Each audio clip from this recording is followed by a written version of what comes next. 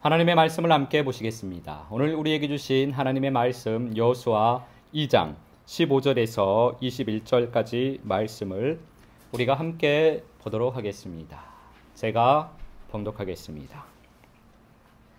라합이 그들을 창문에서 줄로 달아내리니 그의 집이 성벽 위에 있으므로 그가 성벽 위에 거주하였음이라. 라합이 그들에게 이르되 두렵건대 뒤쫓는 사람들이 너희와 마주칠까 하노니 너희는 산으로 가서 거기서 사흘 동안 숨어 있다가 뒤쫓는 자들이 돌아간 후에 너희의 길을 갈지니라. 그 사람들이 그에게 이르되 내가 우리에게 서약하게 한 이 맹세에 대하여 우리가 허물이 없게 하리니 우리가 이 땅에 들어올 때에 우리를 달아내린 창문에 이 붉은 줄을 매고 내 부모와 형제와 내 아버지의 가족을 다 내 집에 모으라. 누구든지 내 집 문을 나가서 거리로 가면 그의 피가 그의 머리로 돌아갈 것이요 우리는 허물이 없으리라. 그러나 누구든지 너와 함께 집에 있는 자에게 손을 대면 그의 피는 우리의 머리로 돌아오려니와 내가 우리의 이 일을 누설하면 내가 우리에게 서약하게 한 맹세에 대하여 우리에게 허물이 없으리라 하니 라합이 이르되 너희의 말대로 할 것이라 하고 그들을 보내어 가게 하고 붉은 줄을 창문에 매니라. 아멘. 오늘은 생명의 증표라는 제목으로 우리가 하나님 아버지의 마음을 잠시 살펴보도록 하겠습니다. 여러분에게는 생명의 증표가 있으십니까? 오늘 본문 말씀에서 라합은 생명의 증표를 받았습니다. 위험에 처한 정탐꾼들을 도와준 라합은 정탐꾼들과 서약을 하고 그 증표를 받게 됩니다. 그 서약의 내용이 무엇이냐? 이스라엘 백성이, 이스라엘 사람들이 여리고성을 점령할 때 라합의 부모와 형제와 그들에게 속한 가족들을 죽음에서 건져내 달라는 내용이었습니다. 그에 대해 서약을 하고 나서 라합은 붉은 줄을 정탐꾼들에게 받았습니다. 그 붉은 줄을 정탐꾼을 달아내린 그 창문에 달아야만 했습니다. 그러면 그 집에 거하는 모든 사람은 누구든지 다 생명을 얻게 되는 것입니다. 라합이 받은 붉은 줄, 그것이 바로 생명의 증표입니다. 생명의 증표인 이 붉은 줄이 보이면 그 집에 있는 사람들은 다 죽음에서 생명을 얻게 되는 것입니다. 이 말씀을 보면 이 사건과 똑같은 사건이 성경 속에서 조명되는 것을 우리는 보게 됩니다. 출애굽기 12장 6절 7절 말씀 함께 보시겠습니다. 제가 봉독하겠습니다. 이달 열 나흘 날까지 간직하였다가 해질 때에 이스라엘 회중이 그 양을 잡고 그 피를 양을 먹을 집 좌우 문설주와 임방에 바르고. 아멘. 이스라엘 백성들이 애굽을 나올 때 마지막 재앙이 애굽의 모든 장자와 가축에 처음 난 것들이 다 죽게 되는 것입니다. 그러나 하나님의 말씀에 순종하여서 어린 양의 피를 좌우 문설주와 임방에 바르고 그 바른 그 집에 들어가면 누구든지 다 죽지 않고 생명을 얻게 되는 것입니다. 여기에서 어린 양의 피가 바로 생명의 증표입니다. 하나님의 집인 우리의 마음에는 어린 양의 피가 발라져야만 하는 것입니다. 생명의 증표가 있는 집이 생명의 집이 됩니다. 우리 마음에 어린 양의 피가 발라지면 우리가 생명의 집이 되는 것입니다. 하나님의 백성이라고 하나님을 믿는다고 아무리 소리치고 다짐하고 선포해도 그의 집에 피가 발라져 있지 않으면 죽음을 맞이하게 되는 것입니다. 어린 양의 피는 우리가 잘 알고 있는 것처럼 예수 그리스도의 보혈의 피입니다. 예수 그리스도의 피, 그 피가 여러분들의 마음에 발라진 줄로 믿습니다. 출애굽기 12장 8절 말씀입니다. 제가 봉독하겠습니다. 그 밤에 그 고기를 불에 구워 무교병과 쓴 나물과 아울러 먹되. 아멘. 어린 양의 피가 발라진 집에 들어가면 생명의 양식을 먹기 시작합니다. 생명의 양식을 먹어야 출애굽을 할 수 있는 것입니다.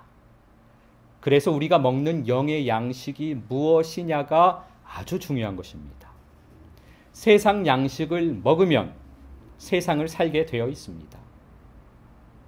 반대로 생명의 양식을 먹으면, 그 생명의 양식을 먹으면 말씀을 따라서, 주님의 인도하심을 따라서 천국을 살게 되는 것입니다. 창세기 38장 24절 25절 말씀 함께 보시겠습니다. 제가 봉독하겠습니다. 석 달쯤 후에 어떤 사람이 유다에게 일러 말하되 내 며느리 다말이 행음하였고 그 행음함으로 말미암아 임신하였느니라. 유다가 이르되 그를 끌어내어 불사르라. 여인이 끌려 나갈 때에 사람을 보내어 시아버지에게 이르되 이 물건 임자로 말미암아 임신하였나이다. 청하건대 보소서 이 도장과 그 끈과 지팡이가 누구의 것이니까 한지라.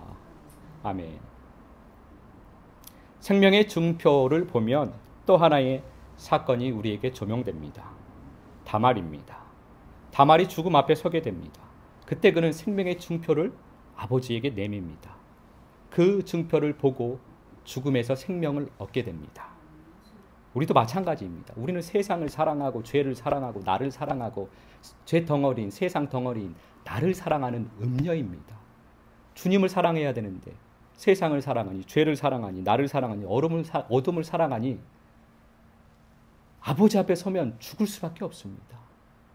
죽을 수밖에 없는 죄인인데 살 수 있는 방법이 있습니다. 생명의 증표를 내보내는 것입니다. 아버지에게 생명의 증표를 보이면 생명을 얻게 됩니다. 그 생명의 증표가 여러분에게는 있으십니까? 누가복음 15장 22절에서 24절까지 말씀 우리가 함께 보겠습니다. 제가 봉독하겠습니다. 아버지는 종들에게 이르되 제일 좋은 옷을 내어다가 입히고 손에 가락지를 끼우고 발에 신을 신기라. 그리고 살진 송아지를 끌어다가 잡으라. 우리가 먹고 즐기자. 이내 아들은 죽었다가 다시 살아났으며 내가 잃었다가 다시 얻었노라 하니 그들이 즐거워하더라. 아멘. 생명의 증표는 죽고 다시 살아나면 얻게 되는 것입니다. 내가 죽고 예수로 살아나면 얻게 되는 것이 생명의 증표입니다. 이삭이 모리아 산에서 죽음 앞에 서게 됩니다. 그가 죽음에서 살아날 때 이삭은 거기에서 죽은 겁니다. 아버지 내가 죽습니다. 거기에서 죽은 이삭이 다시 살아날 때 양을 얻게 되는 것입니다. 내가 죽는다라는 것은 주님과의 만남을 의미합니다. 주님을 만나면 우리가 생명을 얻게 됩니다. 그래서 생명의 증표는 교회에서 많이들 말하는 다른 말로 하면 구원의 확신이라고 말할 수 있을 것입니다. 그런데 구원의 확신이라고 말하기보다는 구원의 믿음이라고 우리가 말하는 것이 더 마음에 와 닿는 것 같습니다. 구원의 믿음은 주님을 만나면 얻게 되는 것입니다. 주님을 만나면 구원의 확신을 주십니다. 내가 아무리 믿으려고 해도 믿어지지가 않습니다.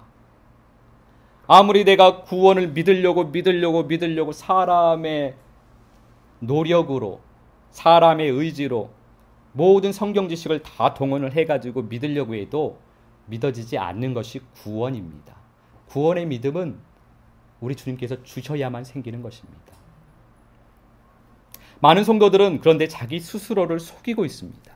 스스로를 위로하고 스스로를 위장을 하고 있습니다. 구원의 믿음이 있다고 스스로를 위로합니다. 나는 구원의 믿음이 있어. 내가 예수님을 믿으니까, 내가 교회를 다니니까 나는 구원의 믿음이 있어. 이렇게 스스로를 위로를 합니다. 나는 구원의 믿음이 있어 라고 스스로 위장을 합니다. 덮어놓고 그냥 신앙생활을 합니다.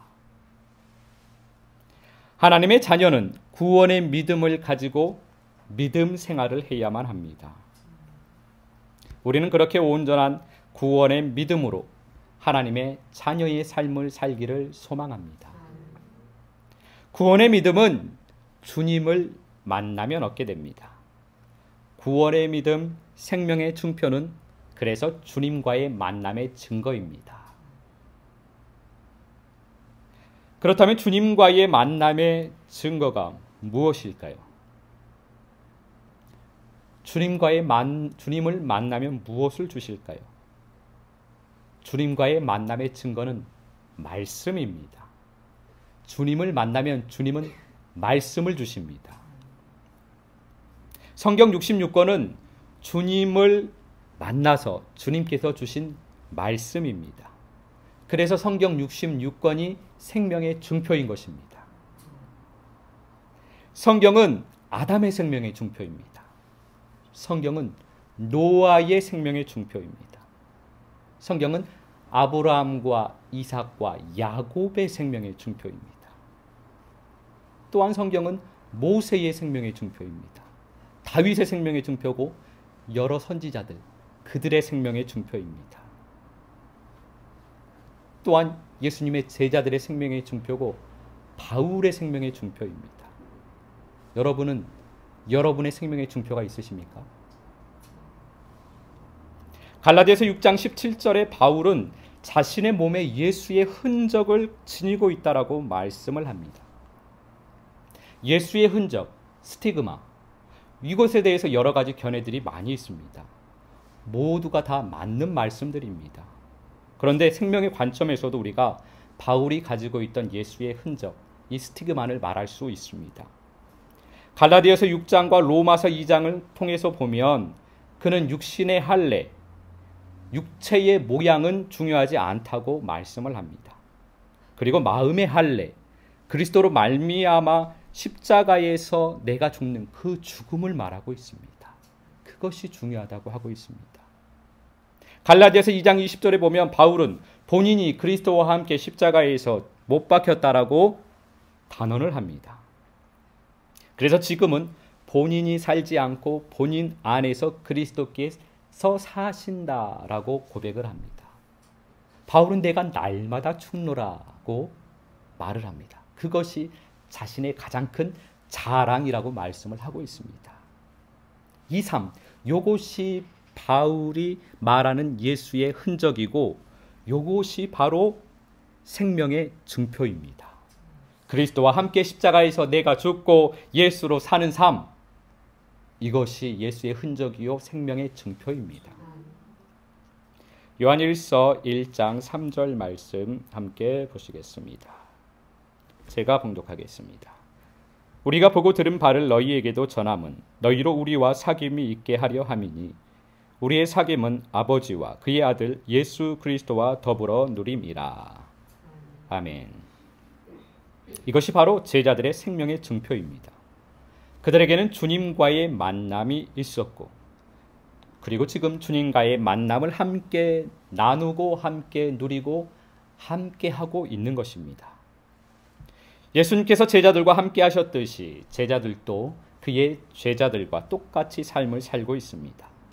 만남을 통해 삶을 통해 그 만남이 함께 되어지고 주님과의 만남이 함께 되어지고 주님과의 만남이 나누어지는 것입니다. 말씀을 통해서 삶을 통해서 그것은 생명의 증표 받은 사람, 말씀을 받은 사람이 그렇게 살 수가 있는 것입니다.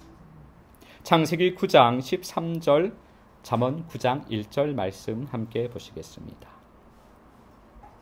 창세기 9장 13절 말씀입니다. 제가 봉독합니다. 내가 내 무지개를 구름 속에 두었나니 이것이 나와 세상 사이의 언약의 증거니라. 잠언 9장 1절 말씀입니다. 지혜가 그의 집을 짓고 7 기둥을 다듬고. 아멘. 주님은 빛이십니다. 말씀은 빛입니다. 죄악으로 가득한 세상의 심판이 모두 끝나면 구름 속에 7빛깔의 무지개를 주십니다. 우리가 지난 시간에 말씀을 나눴듯이 홍수 사건은 죄악으로 가득한 우리의 마음을 생명의 물, 깨끗한 물, 맑은 물로 깨끗하게 씻어주시는 일을 말씀하고 계시는 것입니다. 깨끗하게 씻는 그 씻김의 사건이 끝나면 7빛깔의 물, 즉 7빛깔의 말씀을 주십니다. 잠언 9장 말씀으로 보면 지혜이신 말씀이신 우리 주님, 주님은 지혜이시고 말씀이십니다. 그 주님께서 우리 안에 오셔서 우리를 하나님의 집으로 아름다운 성전으로 만들어 가시는데 7 기둥을 세우신다라고 말씀을 하십니다. 하나님의 집에는 7 기둥이 세워져야만 합니다. 우리의 마음이 청소되고 나면 먼저 기둥이 세워져야 한다라는 말씀입니다. 말씀의 기둥, 7 기둥이 세워지는 것입니다. 창세기 1장의 말씀으로 보면 하나님의 세계로 창조되어지는 우리의 마음의 7날의 말씀인 것입니다. 7날의 말씀이 우리 마음속에 7날을 창조하여 가시는 것입니다. 우리의 마음은 하나님의 세계로 새롭게 창조되어야만 합니다. 창세기 1장의 말씀입니다. 첫째 날이 창조될 때 첫째 날의 말씀이 있어야만 합니다. 둘째 날이 우리 마음에 창조될 때 둘째 날의 말씀이 있어야만 합니다. 주님의 말씀이 우리 안에서 주님의 세계, 주님의 나라를 만들어 가시는 것입니다. 그 7 기둥, 그 7 말씀, 7빛깔의 말씀이 있어야만 합니다. 이 말씀이 생명의 증표입니다. 우리에게 생명의 증표를 주신 우리 주님을 찬양합니다. 생명의 증표는 받았으면 먹어야만 합니다. 말씀은 먹으라고 주시는 것입니다. 생명의 집에 들어가 생명의 양식을 먹어야만 합니다. 생명의 말씀은 어떻게 해서 먹느냐? 노래하면서 먹는 것입니다. 노래하면 먹어지는 것입니다. 생명의 양식은 노래할 때 먹는 것입니다. 한 주간도 주님과 함께 살아가며 생명의 증표를 노래하며 하나님의 집인 여러분의 마음에 7 기둥을 아름답게 세워가는 아름다운 삶이 되시기를 우리 주 예수 그리스도 이름으로 축복합니다.